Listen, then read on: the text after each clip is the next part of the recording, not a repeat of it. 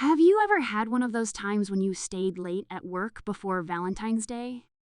In this retelling, you will learn what can happen if a man and a woman are locked in an elevator before the weekend. What can you do with a stranger in an elevator when you don't know how long to wait for them to get help? Our heroine figured out how to spend that time, but things didn't work out the way she had hoped. Jennifer stayed late at work.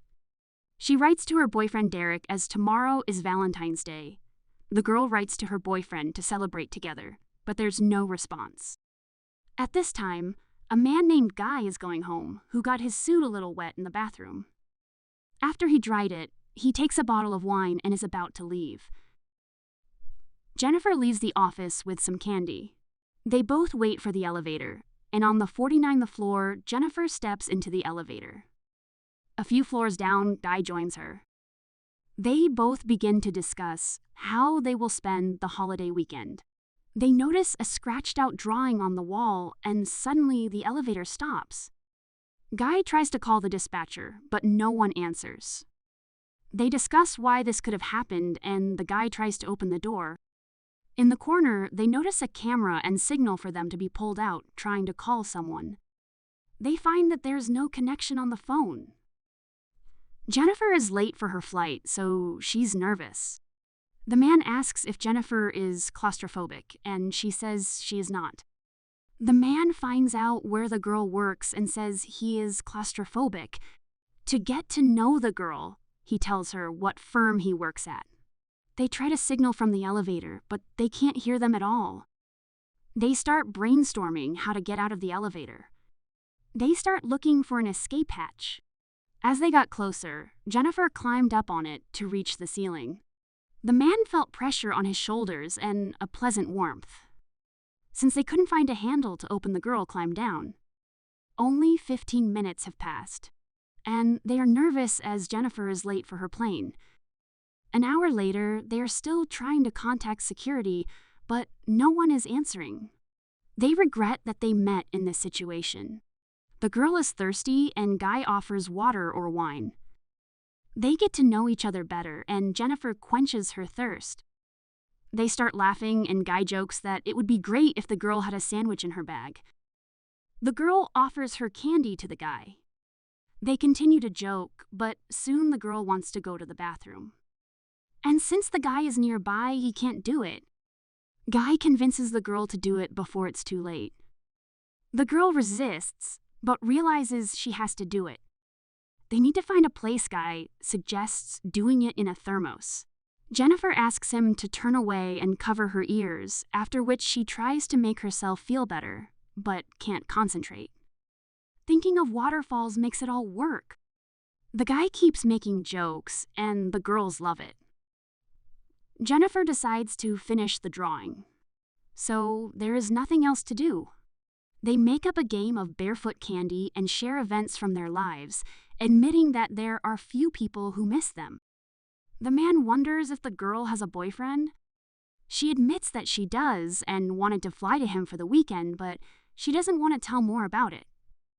They decide to open a bottle of wine, and the girl tastes the first one, saying she likes it. The next entertainment they chose is painting.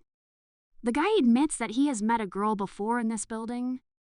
She asks under what circumstances, and the girl smiles. The man says Jennifer is pretty, and he wanted to meet her before but was afraid to approach her. He compliments the girl, and she likes it. When they're done, they have some funny drawings, and the girl takes a picture of one of them. They get hungry and discuss food, who would eat what now. The girl stops the discussion as she finds it hard to think about it and takes a picture of it. They start a conversation about intimacy with their partners. For interest, the girl records the answer on her phone. The guy is shy to talk about it, and she starts first. Jennifer tells that it happened at the college inside the library. They discuss the details. Guy tells her that he doesn't have a story like Jennifer's, and the girl doesn't believe him that the guy is telling the truth. Guy tells her that at work, he has a coworker with whom they share a project, and they had a close encounter in the car. When he finished the story, he started to get embarrassed, and the girl noticed it and asked him to continue the story as he finished at the most interesting part. Guy says that he is now horny, and the girl puts the phone away. He is embarrassed, and the girl wants to get to know him better. Guy admits that he wants to kiss the girl, and she doesn't mind. Since it's hot in the elevator, they offer to take off their clothes and continue their intimate acquaintance. They both enjoy it. When everything happened, the guy confesses his love, but Jennifer starts to get dressed. Guy wonders if she enjoyed the encounter.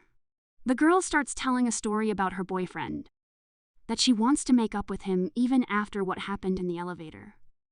The girl says it was just an accident in the elevator, but Guy says he fell in love with the girl. Jennifer reveals that she will be faithful to her boyfriend after they get out of the elevator. Jennifer says that they can continue to communicate after they get off the elevator, but things will remain the same. The guy is upset that the girl didn't reciprocate. The girl tries to calm the guy down. He decides to tell the truth about what happened here and why they are locked in the elevator. The guy doesn't work as an accountant, and he has a different name. He has been following the girl all the time and knows her first and last name, where she works, what time she goes home. He shows her the CCTV footage of her office, even before they got on the elevator. He's been following the girl since he's a security guard. He sees everything that goes on in the building. The girl gets scared because he knows everything about her, even the name of Derek, with whom she's been texting. He tells detailed stories that only she knows about. He pulls out a key and says the girl can leave if she wants. She could have just walked out, but she made a big mistake that she's gonna pay too dearly for. She starts fighting with the guy and threatening the police in jail. The guy says, "That's not going to happen. I pull out the key." Jennifer lunges at him and breaks the key with her foot in a fight. It's the man, and he passes out. But after she comes over, the guy grabs her and slams her to the floor. After Jennifer regains consciousness, Guy is already awake. He tells all the details of the plan that he thought out how to get alone with her in the elevator, but she didn't appreciate it. The girl wonders where the other guards are. The man says that he works for them, so there will be no one in the building for a few days. The guy says he's willing to eliminate her, then go back to prison. Jennifer continues to mindlessly threaten the guy with jail, and the guy gets more and more mad, which scares the girl. After he calms down a bit, the man offers to open the presents to have some fun. He sees that all the presents are for Derek and tries on a jacket. In the second present, he finds a cigar, scissors, and a lighter. The man confesses that he has always wanted to smoke such a cigar. They're both sorry for what happened, and the guy asks if there's still a chance to fix it. When they get out, he promises to take the girl to a resort. Then they break the lamp using a thermos. After looking at the ceiling, the guy notices that there are no bolts on it and decides to check the emergency exit. He opens the hatch using the thermos. Jennifer can't believe they're getting out. The guy asks her to put him upstairs, but the girl says she doesn't have the strength and needs her to get out, and then opens the elevator doors. She convinces the guy that she won't call the cops and manipulates him. The guy agrees and helps her out of the elevator. She succeeds, and he tells her what to do. Jennifer makes another fatal mistake, which pisses the guy off. He realizes she betrayed him. The man decides to try to get out on his own. As soon as he does, Guy catches up with Jennifer while she's still up there. He jumps in and takes her back into the elevator with him. She wakes up first and decides to make a smoke alarm to set off the fire system. Suddenly, the guy wakes up and she punches him again, after which she ties his hands. The alarm system goes off. But while the fire department arrives to rescue her, the girl needs to hold the guy back so he doesn't hurt her. The girl stops, and the guy is grateful she didn't hurt him. Jennifer wants to make a deal after they get off the elevator. The guy goes to jail. She records a video to prove it. The girl makes the guy tell her real name and everything that happened. that he locked them in the elevator and everything that happened was his fault. He gives details that he stopped the elevator, kidnapped the girl, hurt her, all to get to know Jennifer better. He goes on to say that what happened to him in the car with that girl was just the beginning. When they were driving together, the man lost control and they fell off a cliff and hit a tree, and after that, he went to jail. 6 months later, he got out, but after that, he couldn't get a good job. There was an option only as a security guard because he was running out of money to live. He agreed. The whole situation with the elevator happened because the guy wanted to be himself and go back to his old life. At the same time, a second guard named Eddie arrives with his girlfriend Ruby. Eddie is looking for John and notices a monitor showing the couple in the elevator. He promises to go down and get them out. Halfway through opening the doors and turning away for a moment, Eddie doesn't notice John taking the girl out and asking for help to get them out. Only halfway, and Eddie notices that something is wrong, whereupon John starts the elevator. Later, John takes the girl into the trunk and removes the evidence of the crime. He changes into a security guard's uniform and goes to his workplace, where he removes everything from the surveillance camera.